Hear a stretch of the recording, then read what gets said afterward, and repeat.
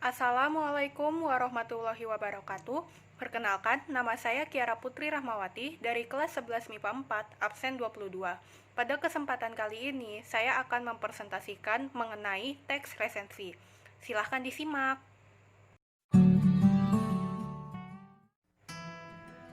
Teks resensi. Pengertian teks resensi.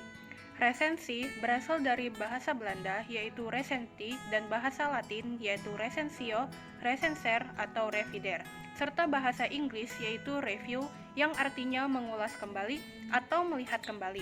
Menurut KBBI, resensi diartikan sebagai pertimbangan atau pembicaraan serta ulasan mengenai buku. Akan tetapi, resensi tidak hanya berkutat pada buku saja. Resensi juga dapat menyasar karya lain seperti hasil kesenian, kesastraan, atau bahkan film. Sehingga dapat dikatakan teks resensi adalah teks berisikan pandangan seseorang atau presensi terhadap buku atau karya yang dibuat dengan tujuan untuk mengulas, menilai, menganalisis, ataupun mengapresiasi karya dengan memaparkan data, sinopsis, pujian, ataupun kritikan. Ciri-ciri teks resensi mengandung informasi atau identifikasi suatu karya, memuat pendapat dan penggambaran umum mengenai isi atau makna suatu karya, juga memiliki penilaian mengenai kelebihan dan kekurangan karya. Terakhir, terdapat opini yang diinterpretasikan dari fakta atau penemuan yang diperoleh. Tujuan teks resensi. Tujuan teks resensi erat kaitannya dengan pengertian resensi, yaitu tidak lain untuk menyampaikan ulasan atau penilaian terhadap suatu karya agar dapat diketahui oleh khalayak. Berikut tujuan resensi secara lebih luas. 1. Memberikan pemahaman serta informasi secara komprehensif kepada pembaca tentang karya yang diresensi. 2. Membantu pembaca atau penikmat karya untuk mengetahui gambaran dan penilaian dari sebuah karya secara lebih ringkas dan mendalam. 3. Membantu pembaca atau penikmat karya untuk mengetahui kelebihan dan kekurangan suatu karya. 4. Memberi masukan kepada pembuat karya berupa kritik dan saran. 5. Mengajak pembaca untuk turut mendiskusikan karya yang diulas atau diresensi. 6. Membantu pembaca atau penikmat karya untuk mengetahui latar belakang dan alasan mengapa sebuah karya dibuat. Lanjutnya, struktur teks resensi. Dalam menulis sebuah resensi, terdapat struktur yang harus diperhatikan oleh penulis, yaitu identitas, orientasi, sinopsis, analisis, dan evaluasi. Identitas. Identitas ini melingkupi judul, pengarang, tahun terbit, tebal halaman, penerbit, dan juga ukuran buku. Bagian di atas mungkin saja tidak dinyatakan dengan secara langsung, seperti yang tampak pada teks ulasan film serta juga lagu. Kedua, ada orientasi. Bagian ini biasanya terletak di paragraf pertama dan merupakan pengenalan umum dari karya yang akan diulas. Biasanya bagian ini menjelaskan mengenai bagaimana keberadaan karya yang diulas, apakah mendapatkan perhatian yang besar, karya dari seniman yang legendaris, ataupun menyebabkan sebuah kontroversi. Ketiga, sinopsis merupakan ringkasan dari isi buku atau film atau karya lain yang akan diulas. Resensi yang baik harus menceritakan alur secara umum dan tidak boleh membocorkan keseluruhan karya. 4. Analisis merupakan pemaparan unsur-unsur yang membentuk karya yang diulas, misalnya tema, penokohan, atau alur dalam novel atau cerpen. Analisis unsur pembentuk dapat membantu untuk memperlihatkan wujud karya tanpa membocorkan keseluruhan isinya. Terakhir, evaluasi. Bagian ini merupakan pemaparan yang berisi kelebihan dan kekurangan dari karya, interpretasi atau penafsiran kita terhadap manfaat atau amanat karya yang juga dapat disimpulkan di sini.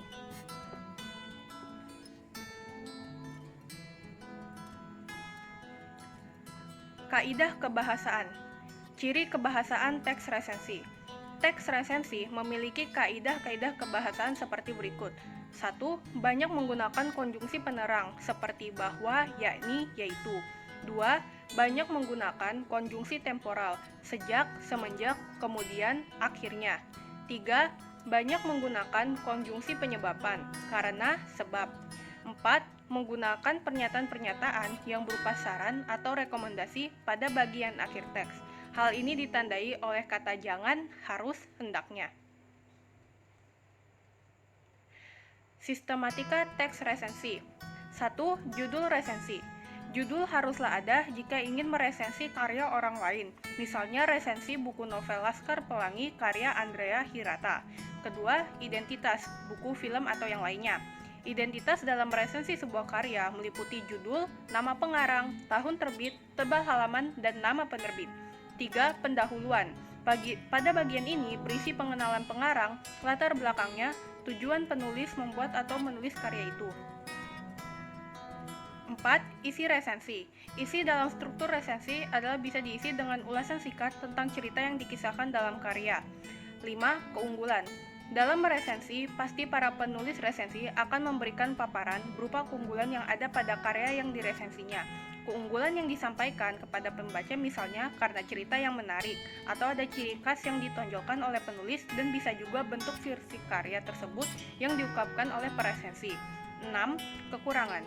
Supaya penilaian dalam sebuah resensi itu bersifat objektif, maka presensi juga memberikan penilaiannya berupa kekurangan yang terdapat dalam sebuah karya.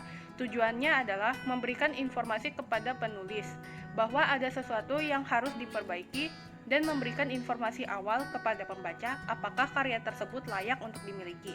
Ketujuh, penutup. Pada bagian ini berisi kesimpulan tentang apa saja yang dimiliki sebuah karya tersebut. Langkah-langkah dalam membuat resensi. 1. Kenali semua aspek buku mulai dari tema, isi, hingga jenis buku yang diresensi. Apakah merupakan buku fiksi, motivasi, psikologi, pengembangan diri, ataupun yang lainnya. 2. Membaca buku yang akan diresensi secara menyeluruh. Hal ini wajib dilakukan untuk mendapatkan pemahaman komprehensif mengenai buku. 3. Menandai bagian-bagian buku yang dirasa menarik. Ini akan membantu Anda untuk menuliskan bagian mana saja yang perlu dimasukkan ke dalam sebuah resensi. 4. Membuat sinopsis mengenai isi buku. Kelima, menilai kualitas buku yang diresensi, baik dari segi kualitas maupun kuantitasnya, dengan mempertimbangkan berbagai aspek dalam bentuk kelebihan, kekurangan, serta kesimpulan. Manfaat resensi. Berikut ini merupakan beberapa manfaat yang dapat diperoleh dari suatu resensi. 1. Sebagai sarana untuk mempromosikan suatu karya. 2. Menulis resensi dapat menjadi sarana yang baik untuk mengembangkan kreativitas. 3. Resensi dapat menjadi bahan pertimbangan terhadap suatu karya apakah ia layak dinikmati atau tidak. 4. Penulis yang resensinya dimuat di surat kabar atau majalah biasanya akan mendapatkan imbalan baik berupa buku maupun uang. Contoh resensi. Di sini saya mengambil buku Laskar Pelangi. Untuk identitas bukunya, judulnya Laskar Pelangi, penerbit Yogyakarta Bandung Pustaka, penulis Andrea Hirata, tahun terbit 2005, jumlah halaman 529 halaman. Orientasi.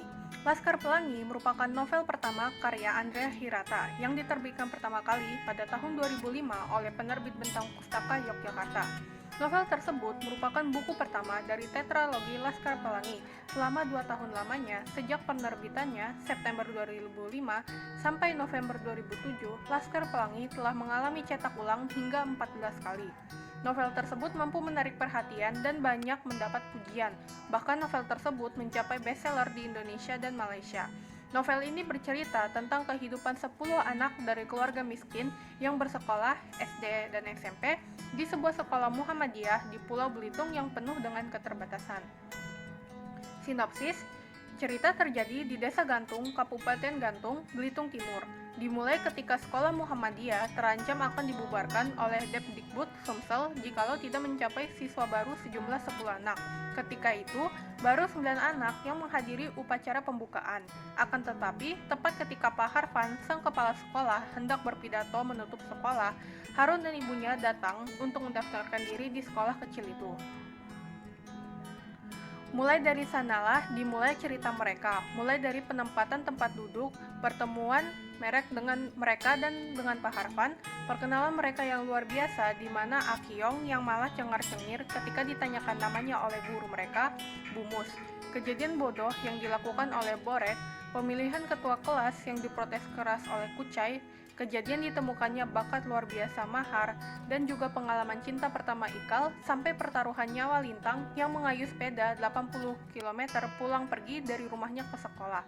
Mereka Laskar Pelangi, nama yang diberikan Bu Muslimah akan kesenangan mereka terhadap pelangi, pun sempat mengharumkan nama sekolah dengan berbagai cara. Misalnya, pembalasan dendam Mahar yang selalu dipojokkan kawan-kawannya karena kesenangannya pada okultisme yang membuahkan kemenangan manis pada Karnaval 17 Agustus, dan kejeniusan luar biasa Lintang yang menantang dan mengalahkan Dr. Zulfikar, guru sekolah kaya, PNS yang berijazah dan terkenal, dan memenangkan lomba cerdas cermat juga. Laskar Pelangi mengarungi hari-hari yang menyenangkan, tertawa dan menangis bersama.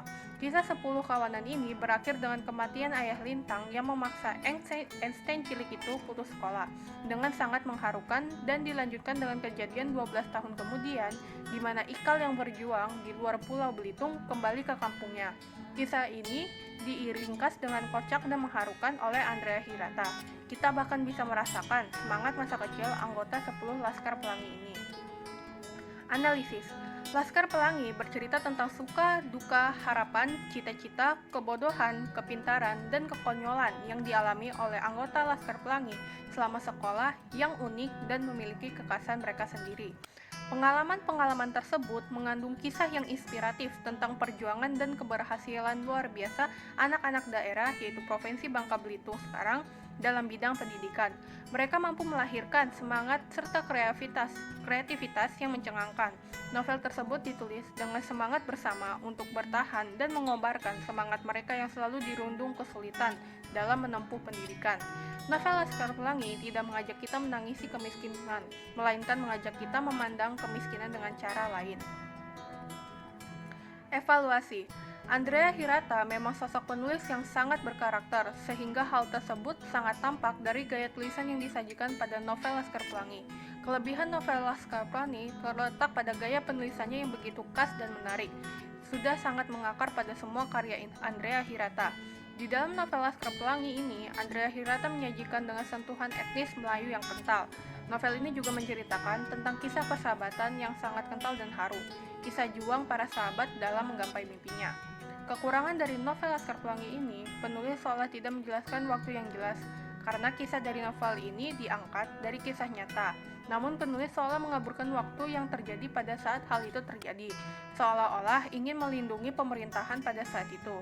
Karena kisah yang diangkat dalam novel Laskar Pelangi ini nyata, maka hal tersebut menuai banyak kritikan dari para pembaca novel atas perlakuan pemerintahan pada masa itu. Banyak pelajaran hidup yang dapat dicontoh berdasarkan cerita Laskar Pelangi. Salah satunya, kita harus benar-benar menghargai hidup, menghargai semua pemberian Tuhan, tidak pantang menyerah bila menginginkan sesuatu, dan tidak ada yang tidak mungkin, asalkan kita mau dan berusaha.